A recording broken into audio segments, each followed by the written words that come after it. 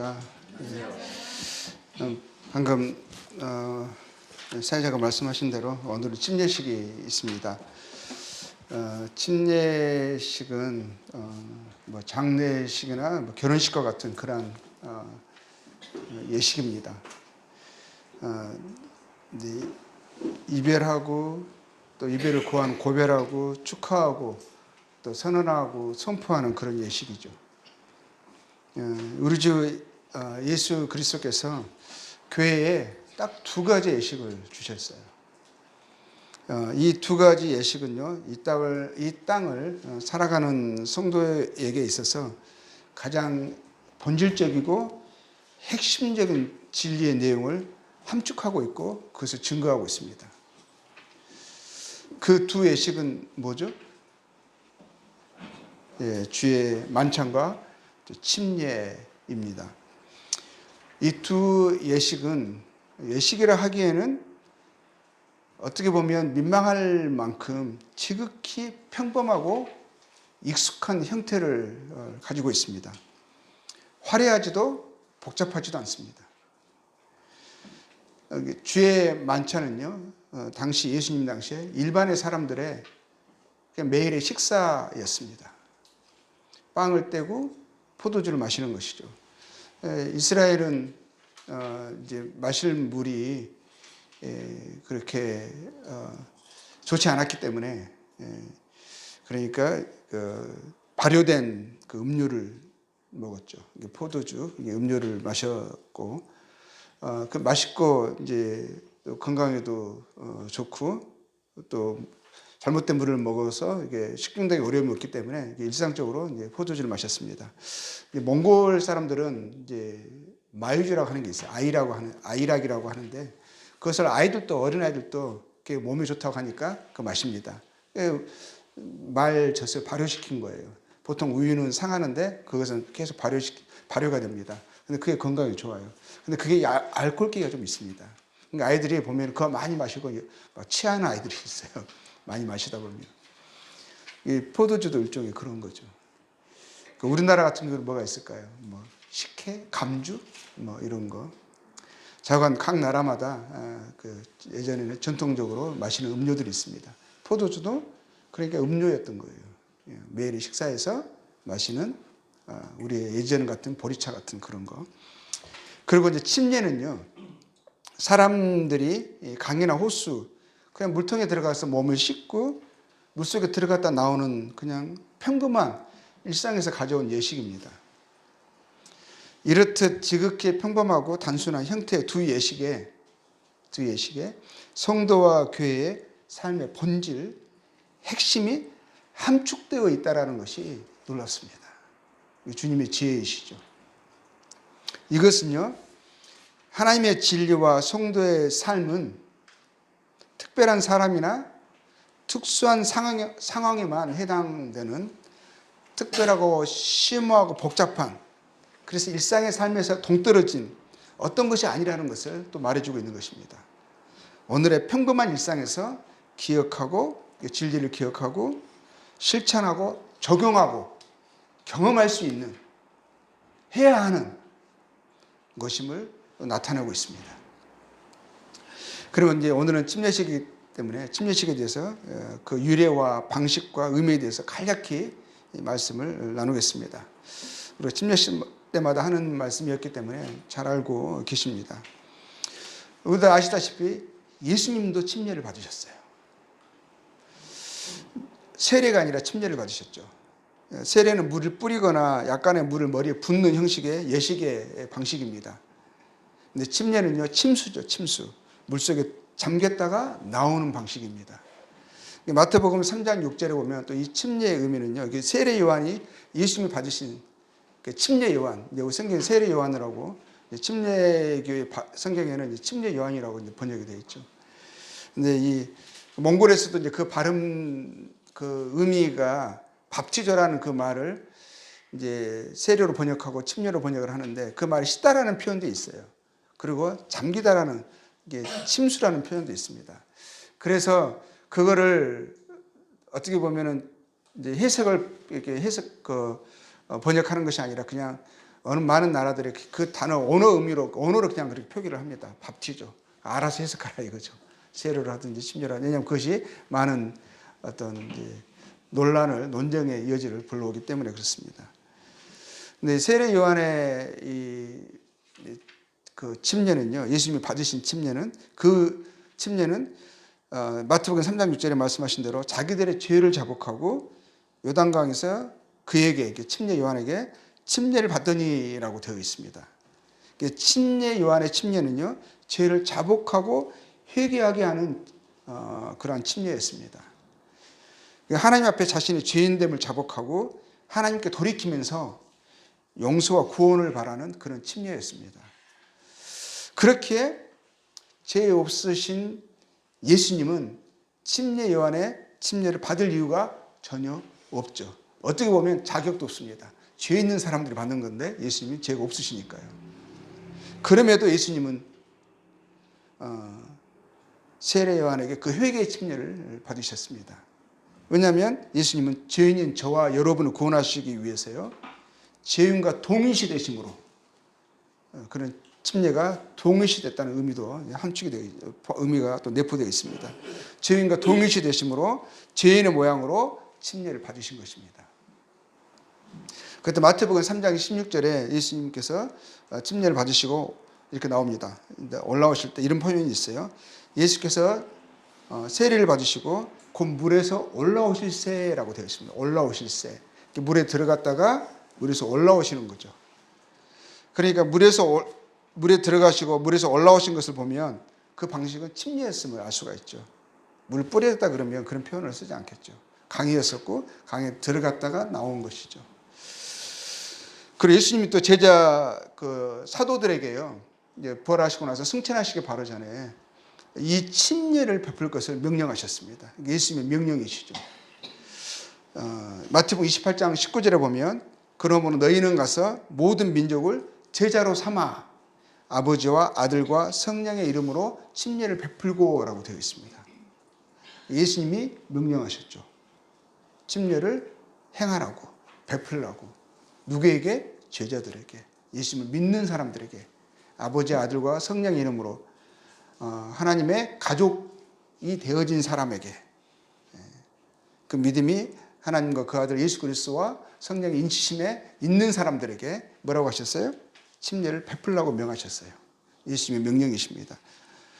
그리고 그 예수님의 명령을 따라서요, 사도들이, 예수님이 승천하셨죠. 하나님의 보좌 우편에 영광 가운데 계십니다. 그리고 이제 사도들이 이제 예수님의 복음을 전하며 또 교회가 세워지고 또 교회 안에서 가르치고 또 세상에서 복음을 전합니다. 사도들이 그리고 또 이 예수님의 명령을 따라서요, 복음을 전하면서 그 복음을 받아들이는 사람들에게요, 뭘 하셨죠? 침례를 행함으로 실천하신 것을 볼 수 있습니다. 사도들이 예수님의 명령을 받고 그 명령을 따라서 실천을 한 거죠. 그래서 사도행전 2장 40절에서 41절 보면 또 여러 말로 확증하며 권하여 이르되 내가 이 패역한 세대에서 구원을 받으라 합니다. 복음을 전하죠. 그러고 나서 그 말을 받은 사람들은 침례를 받음에 침례를 준 것이죠. 예수님께서 침례를 베풀라 하셨죠. 그리고 복음을 전하고 침례를 베풀라 하셨죠. 그리고 복음을 전하고 복음을 받아들인 사람들에게 예수님의 명령을 쫓아서 침례를 베푼 것을 볼 수 있습니다. 그리고요, 예루살렘 교회가 이제 초대교회죠. 예루살렘 교회에 나중에 7 집사가 세워집니다. 그 중에 한 명이었던 빌립, 그는 또 전도자이기도 했습니다.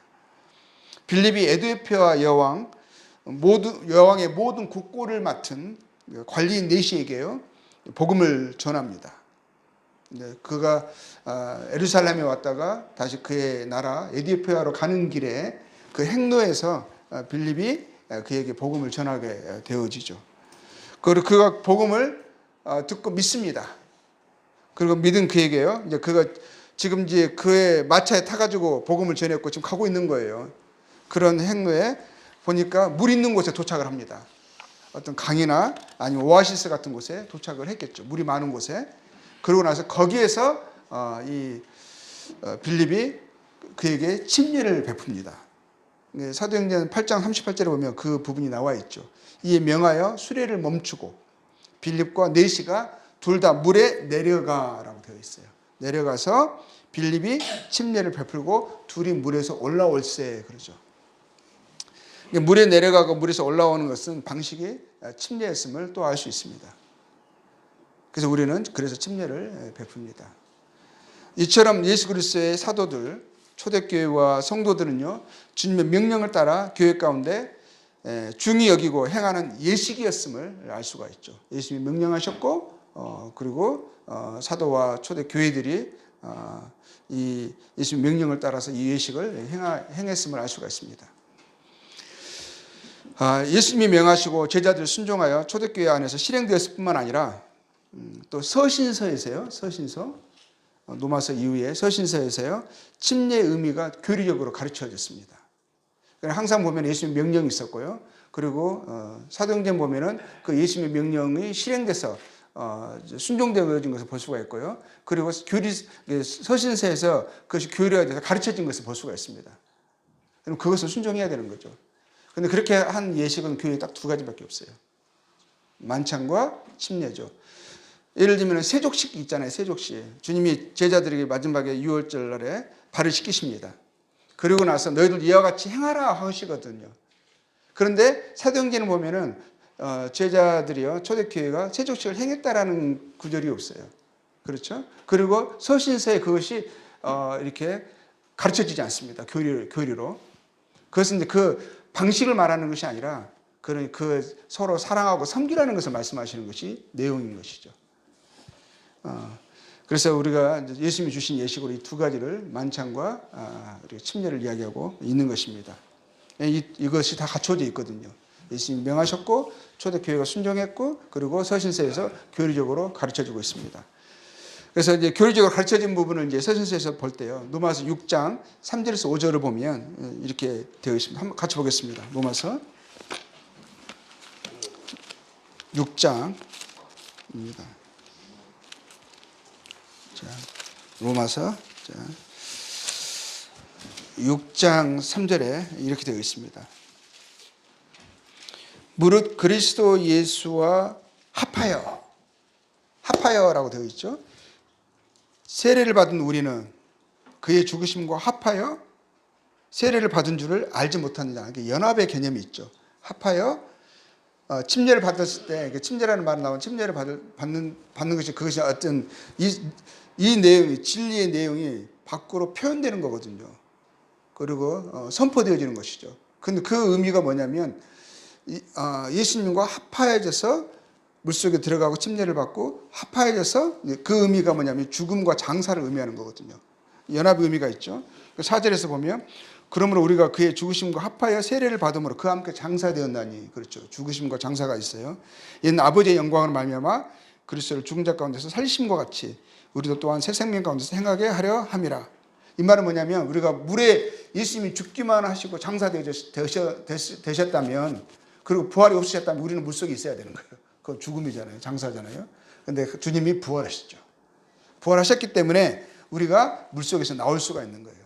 나왔다는 그 의미는 뭐냐면 주님이 부활하신 거 우리 그를 믿는 자들 연합한 그들에게 새 생명이 주어졌음을 영생의 사람임을 하나님의 생명을 가진 자라는 것을 그것이 또 나타내고 있는 것이거든요. 5절에 보면 이렇게 되어 있습니다. 만약 우리가 그의 죽으심과 같은 모양으로 연합한 자가 되었으면 연합이 되어 나타나고 있죠. 또한 그의 부활과 같은 모양으로 연합한 자도 되리라.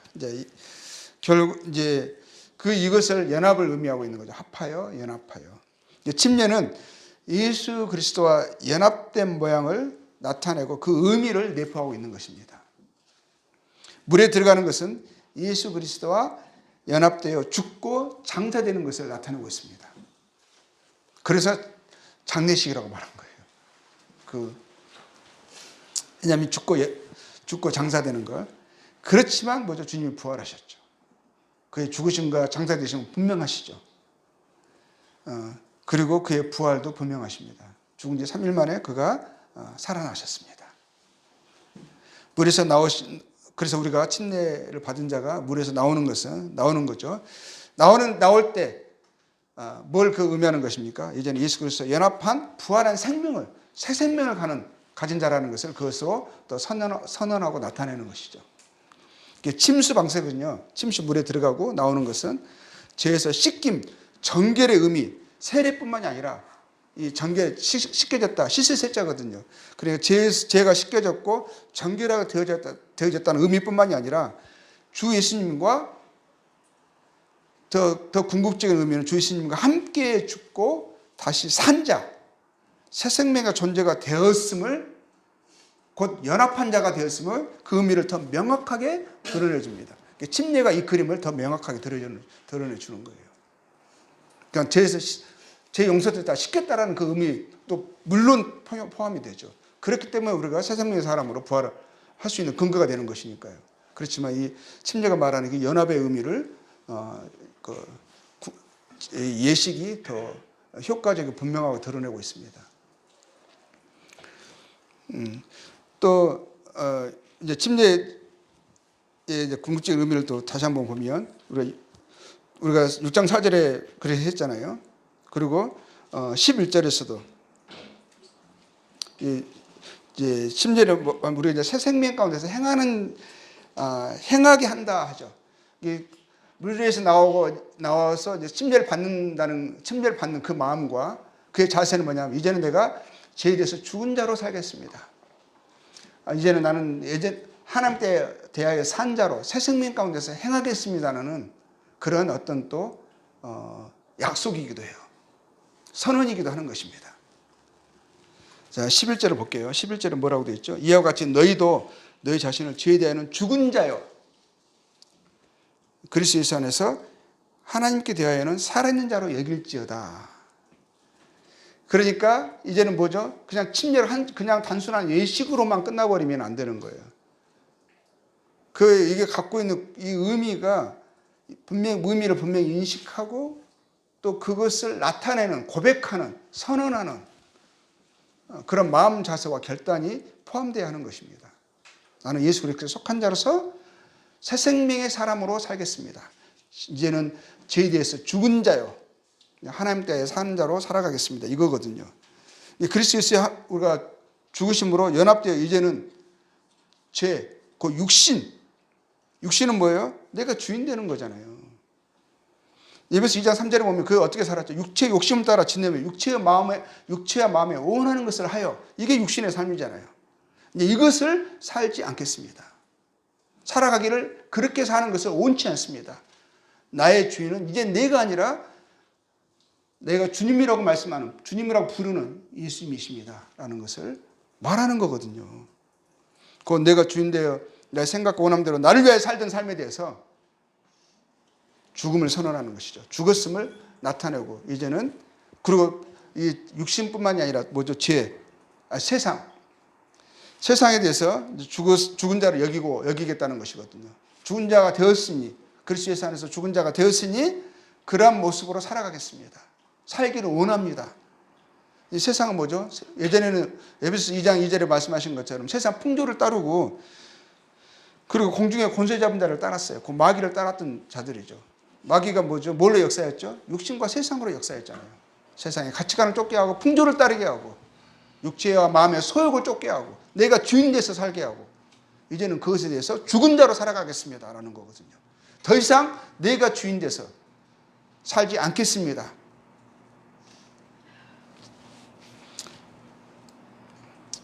그 침례를 통해서 그걸 고백하는 거거든요.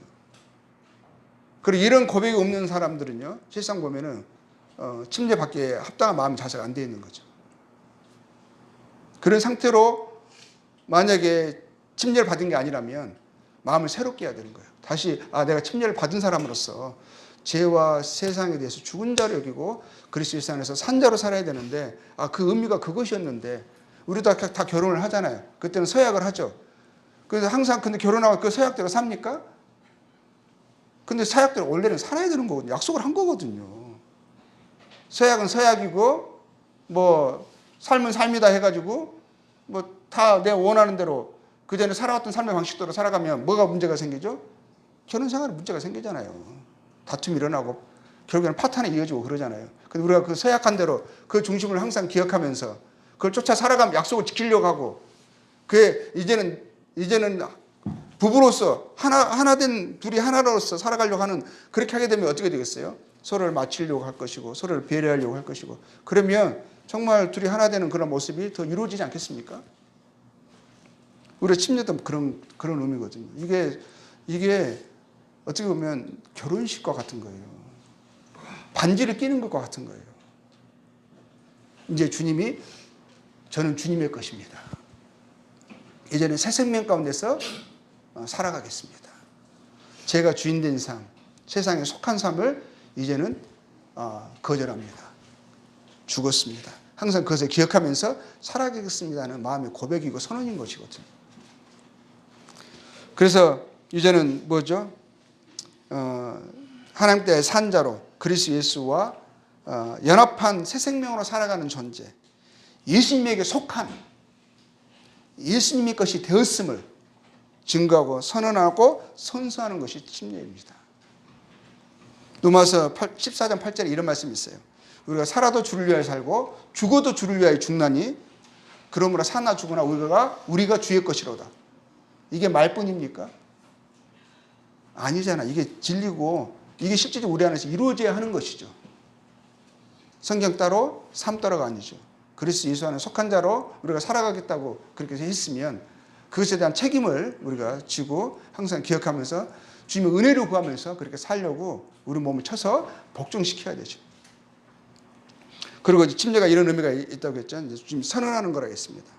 저희 대해서 죽고 하나님께 대해 산 자로 살아가겠습니다. 이제는 정말 주님이, 예수님이 나의 주님이시고 나의 하나님이십니다. 주의 선하시고 기뻐하시고 온전하신 뜻 가운데 살아가겠습니다. 그거를 선언하는 거예요. 마음을 사람들 앞에 저는 예수님께 속한 자입니다. 예수님 나의 주님이십니다. 라고 고백하는 거거든요. 단순하게 예식하는, 그냥 물에 들어갔다 나오는 그런 게 아니에요. 또 마태복음 28장 19절에서 20절 말씀 한번 보겠습니다. 잘 아는 말씀이고,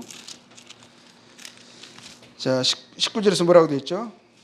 28장 19절에서 그러면 너희는 가서 모든 민족을 제자로 삼아 아버지 아들과 성령의 이름으로 세례를 베풀고 라고 되어 있죠. 내가 너희에게 분부한 모든 것을 가르쳐 지키게 하라. 볼지어다 내가 세상 끝날까지 너희와 항상 함께 있으리라 하시니라. 여기서 제자로 삼아라고 하십니다. 제자가 뭡니까? 복음을 듣고 예수님을 나의 주님으로 받아들였어요. 그러면 그게 주님은 그러한 사람들을 뭐라고 하셨죠? 복음을 전하고 제자로 삼으라 하셨거든요. 제자는 뭘 말하는 거예요? 주님을 따르는 자죠. 뒤에 나와 있습니다. 20절에 뭐라고 되어 있어요? 내가 너에게 분부한 모든 것을 가르쳐 지키게 하라.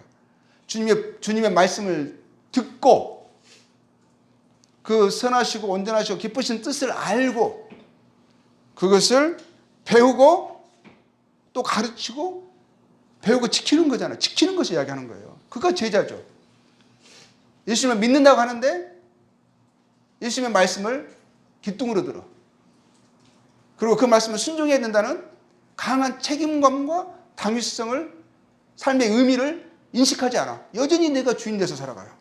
내 원하는 대로 세상의 풍조를 쫓아 살아가요. 주님의 제자입니까? 아니죠. 주님의 제자는 주님을 주님으로 여기고요. 그분의 가르치심을 배우려고 하고요. 그리고 그 배운 것을 실천하려고 합니다. 그리고 오늘 침례를 받는 사람은 그 마음을 갖고 있는 거예요. 그렇죠? 나는 주님의 제자입니다. 제자로 살아가겠습니다. 나 주님을 아는데 힘쓰겠습니다.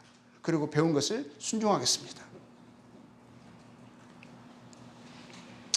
그러니까 이 침례는 곧 예수 그리스도의 제자로 살겠다는 서약이에요. 서약. 그리고 아버지, 아들과 성령의 이름으로라고 되어 있죠. 침례를 받죠. 이것은 뭐죠? 이제는 하나님의 가족 공동체이다라는 의미죠. 그에 속했다라는 것을 의미하고 있어요. 우주적인 교회의 구성원이 되었어요. 우리가 구원받는 순간. 뿐만 아니라 지역교회의 구성원이 되어야 하는 것입니다. 되었습니다. 하나님의 가족, 교회 안에서 함께 하나님을 예배하고 섬기고 이뤄진 자를 찾는 주님의 일에 동역하는 사명으로 불러 모아진 자라는 것이고요. 그렇게 살아가겠습니다 살아가겠습니다고 하는 서약인 거거든요. 그렇게 또 살아가도록 도와주세요라고 하는 약속이며 기도인 것입니다. 근데 그럴 마음이 없다면 침례받으면 안 돼요. 구원받았으니까 당연히 그냥 그냥 세상에서 말하는 그냥 그런 식의 가벼운 예식이 아니라는 것입니다. 내 중심과 삶이 이것을 통해서 고백하고 헌신하고 선언하고 선포하고 약속하고 기도하는 거예요. 장례식과 같습니다. 그렇죠? 죄와 육신과 세상에 대하여 죽었음을, 죽어 장사되는 자가 되었음을 구하는 죄와 세상에 대한 대고별하는 장례식이기도 한 것입니다. 죄와 세상에 대해 고별하는, 이제는 제가 주인된 삶을 살아가기를 원치 않습니다. 사탄아 물러가라. 세상이여 이제 나는 너희들의 죽은 자다. 더 이상 나의 주인은 내가 아니라 주님이다 라고 하는, 주님께 내 삶을, 내 마음을 서약하는 그런 예식이기도 하는 것입니다. 그런 혼인서약식입니다. 혼인서약식. 결혼할 때 성혼 선포하고 결혼서약 반지를 끼는 것 같은 그런 예식의 의미를 갖고 있습니다. 로마서 7장 4절을 보면 그러므로 내 형제들아 너희도 그리스도의 몸으로 말미암아 율법에 대하여 죽임을 당하였으니 이는 다른 이 곧 죽은 자 가운데서 살아나신 이에게 가서 우리가 하나님을 위하여 열매를 맺게 하려 합니다. 죽은 자 가운데서 살아나신 이에게 가서라고 되어 있죠. 그리고 하나님을 위하여 열매를 맺게 하려 합니다. 이게 뭡니까? 그 부활하시고 영광 받으신 예수 그리스도에게 가서 연합되어 그의 신부가 되었음을, 그에게 속한 자가 되었음을 선언하는 혼인 서약서와 같은 의미가 있어요. 부부라고 선언하는 거잖아요. 서로에게 속했음을 나타내는 것이잖아요. 그런 침례가 그런 의미를 가지고 있습니다. 예수님의 사랑에 속한 자로, 그에게 속한 자요, 기뻐하심을 받은 자로 합당한 주의 정결한 신부로 살아가겠습니다라고 하는 서약과 다짐이 동반되는 예식이죠. 자, 오늘 침례를 받는 우리 온샤론 자매뿐만 아니라 자매님의 침례식을 지켜보고 축하하는 우리도 처음 우리가 침례를 받을 때 했던 그 마음, 그 사랑과 서약을 또 돌아보면서 믿음과 마음을 새롭게 하는 그런 시간이 되었으면 합니다. 온샤론 자매님의 침례를 다시 한번 축하드리고 이어서 바로 자매님의 구원 간증을 듣도록 하겠습니다.